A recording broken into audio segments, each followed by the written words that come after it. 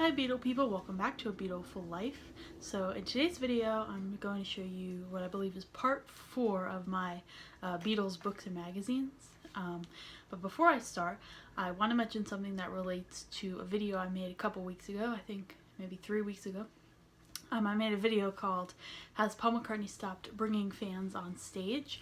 Because I noticed that throughout his tour this year he hasn't brought any fans on stage like he typically does. But last night at his show in San Jose, California, he did bring 2 fans on stage, and I did find a video of it so you could see for yourself. I'm going to put it in the description. So basically a girl was dressed in a walrus costume and she had a sign that said that she sold her car, her Mini Cooper I believe, to I guess pay for her ticket to the concert. So again, the link will be below for that.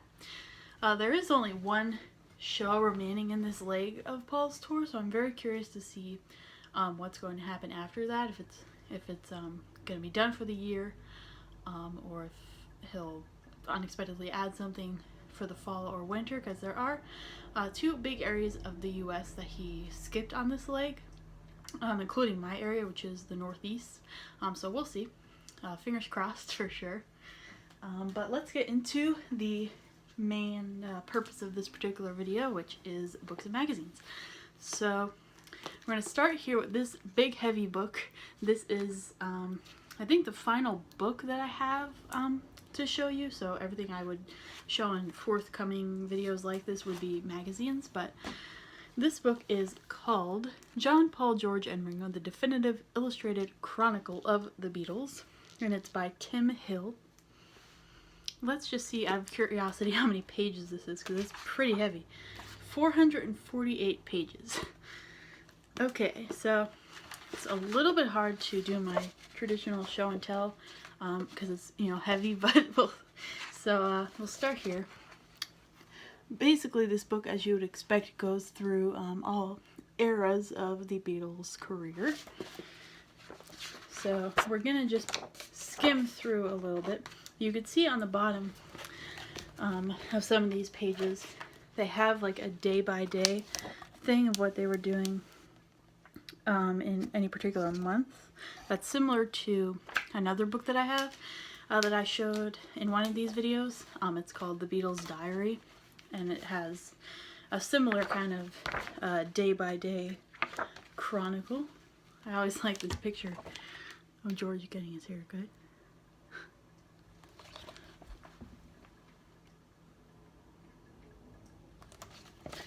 Alright, I'm gonna try to skim through to find any noteworthy things to show. So as it goes through the years, the months and years of the Beatles, it has, of course, some album descriptions here, and it has the descriptions of the cover art for each album as well.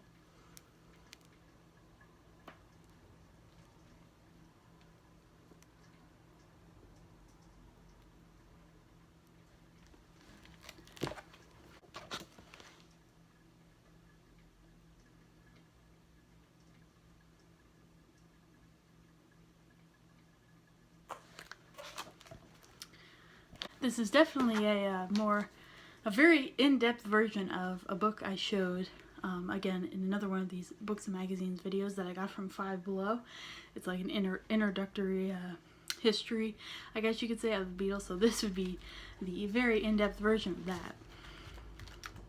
It goes into their, obviously, post-Beatles things as well. I'm not sure what year this came out, but it ends with the Love Show, which I've always wanted to go see.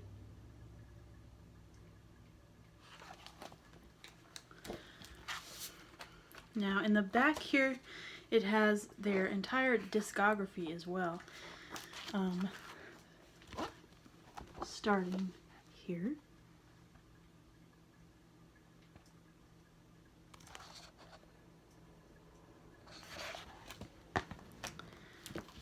Does it go into solo careers as well? Yes, it does, actually.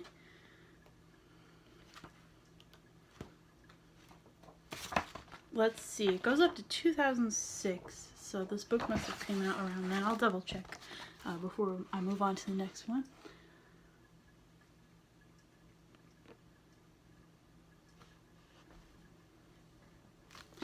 Let's see.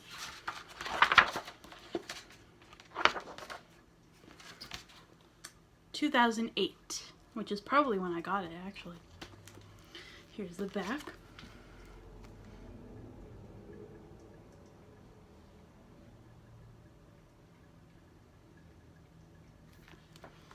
Again, this is by Tim Hill if you wanted to look it up. Here it is. Now we're going to move on to something related to what I'm wearing today. This is my up-and-coming tour shirt. And this is the up-and-coming tour program. Now, I don't have a program from every time I've seen Paul, but this is one of them that I do have. I got a Freshen Up tour program, even though I didn't see him on the Freshen Up tour yet. I ordered it online, and I did do a video looking through that program. I'm going to put one of those links at the top of the screen that you could click on if you wanted to check that out. So let's take a look through this program. Again, as is typical, he has a little introduction here.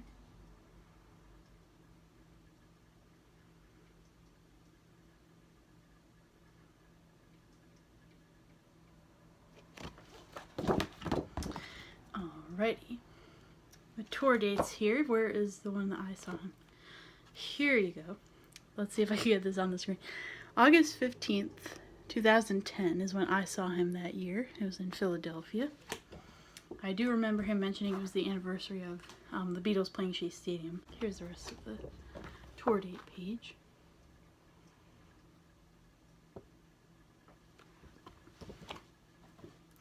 Alrighty, let's see. So again, they typically, well, as is typical, should I say, they start with an interview here. This one is by Stuart Bell, his publicist.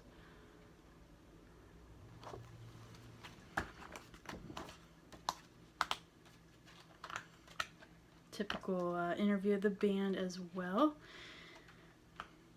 And then here's a what's the word I'm looking for? Chronology, I believe, of his musical achievements. When this came out, this particular program, it says 40 years of the 40 years since the release of Paul's first solo album. So they have kind of a chronological timeline of his musical achievements. I'll try to like zoom in a little bit.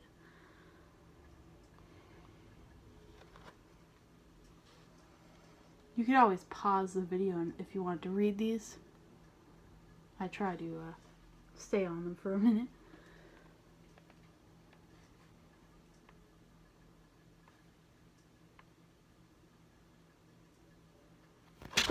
Alright, here's a nice graphic here.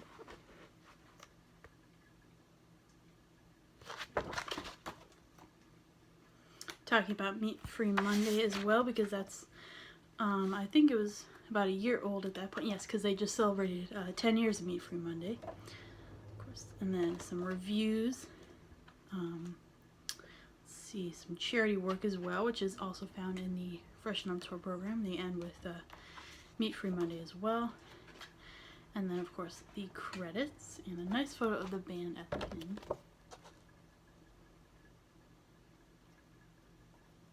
Alright, next is going to be this magazine here.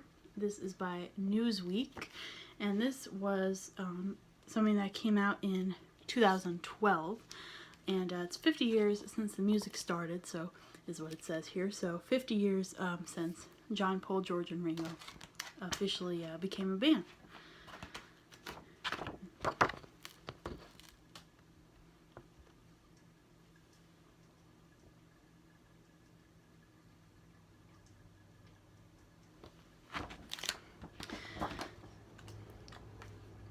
So they have a timeline here,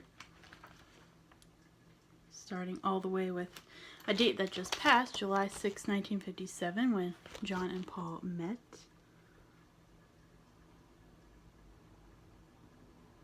Going all the way up to 2010 when the Beatles catalog was put on iTunes.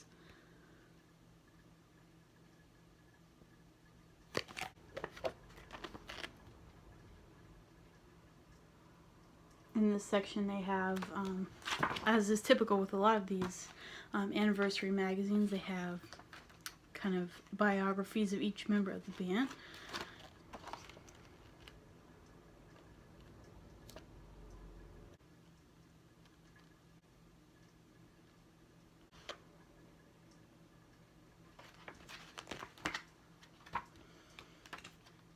Then they have a part about Beatlemania.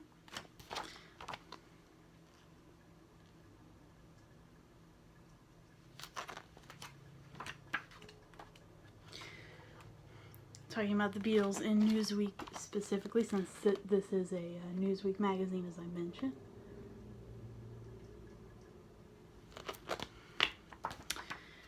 Of course, their discography as well.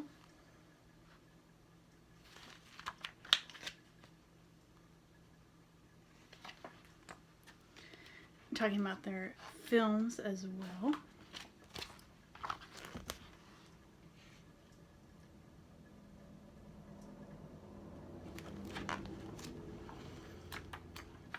Their legacy as well, their impact on basically so many aspects of culture, which is something as I wish they would have touched on a little bit in the Yesterday movie, which I did just do a review on my previous video if you wanted to check that out.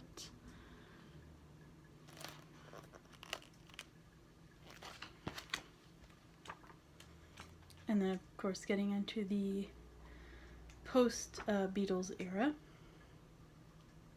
And this has something, an obsessive fan's guide to what was recorded when, basically saying when every song was recorded, mixed, etc. in the studio.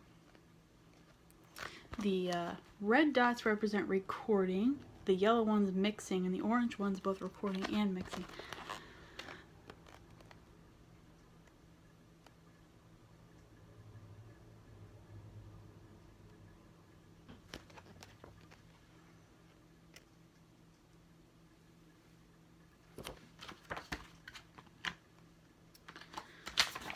Then finally they have some celebrities giving their favorite Beatles song. Let's give some examples. James Taylor's favorite song is Penny Lane. Taylor Swift's favorite song is Here Comes the Sun. Here's some more. Peter Frampton's favorite song, Norwegian Wood.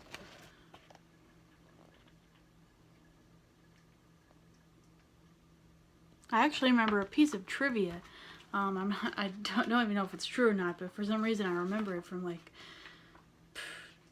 10 plus years ago when I was really into Eleanor Rigby and looking up the meaning of the song. I found this piece of trivia that Bill Clinton's favorite Beatles song is Eleanor Rigby. I'm not sure why I still remember that.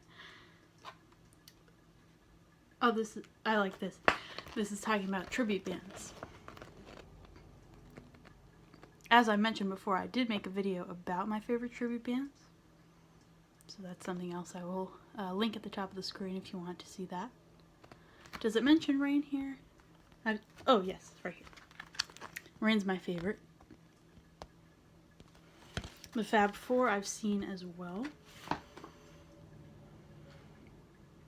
This is tribute bands all around the globe, so not just in the US.